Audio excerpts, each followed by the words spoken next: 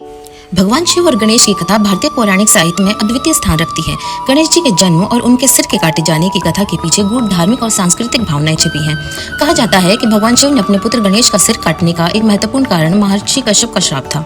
यह श्राप तब दिया गया था जब भगवान शिव ने अपने त्रिशूल से सूर्य देव पर प्रहार किया था। इस प्रसंग का आरंभ तब हुआ था जब शिवजी के दो परम भक्त माली और सुमाली स्वर्ग पर अधिकार करना चाहते थे। ये दोनों राक्षस स्वर्ग में तबाही मचाने लगे। देवताओं की रक्षा करने के लिए सूर्यदेव ने इन राक्षसों को रोकने का संकल्प लिया और एक भयंकर युद्ध छिड़ गया। स्वर्ग को बचाने के लिए सूर्यदेव ने अपनी तीव्र ऊर्जा का प्रयोग किया, जिससे माली और सुमाली संकट में पड़ गए। राक्षसों की सहायता के लिए भगवान शिव वहां पहुंचे और उनकी प्रार्थना करने पर शिव ने सूर्यदेव पर त्रिशूल से प्रहार कर दिया। इस प्रहार से सूर्यदेव मूर्छित हो गए। अपने पुत्र सूर्यदेव को ऐसी अवस्था में देख उनके पिता महर्षि कश्यप ने क्रोध में आकर भगवान शिव को श्राप दिया कि जिस प्रकार उन्होंने उनके पुत्र को मारा है, वैसे ही एक दिन उन्हें भी अपने पुत्र का वध करना पड़ेगा।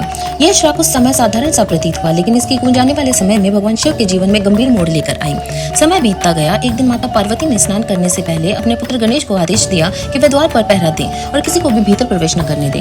माता पार्वती ने अपनी सुरक्षा के लिए गणेश को इस कार्य में लगाया। गणेश ने अपनी माता के आदेश का पालन करते हुए द्वार पर पूरी निष्ठा के साथ पहरा देना शुरू कर दिया। उसी समय भगवान शिव अपने निवास स्थान पर आए और माता पार्वती से मिलने के लिए भीतर प्रवेश करने लगे।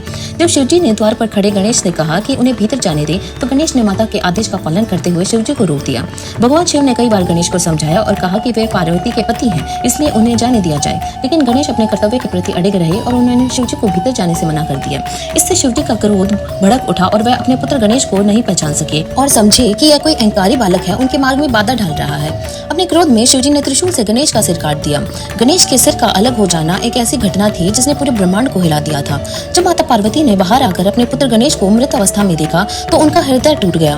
वह अत्यंत क्रोधित और शोकाकुल हो गई। पार्वती ने शिवजी से कहा कि वह उनके पुत्र को पुनः जीवित करे, अन्यथा वह पूरी सृष्टि का नाश कर देंगी।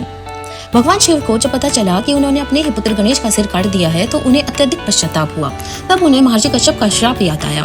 पार्वती के आक्रोश और दुख को शांत करने के लिए शिवजी ने अपने गणों को आदेश दिया कि वे उत्तर दिशा की ओर जाएं और किसी भी प्राणी का सिर लेकर आएं।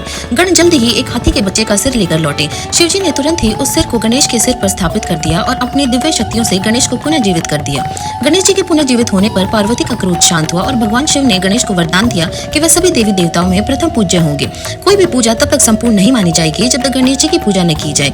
इसी प्रकार गणेश जी को प्रथम पूज्य होने का गौरव प्राप्त हुआ और उनका हाथी का मस्तक उनके धैर्य, बुद्धिमत्ता और संघर्ष का प्रतीक बन गया।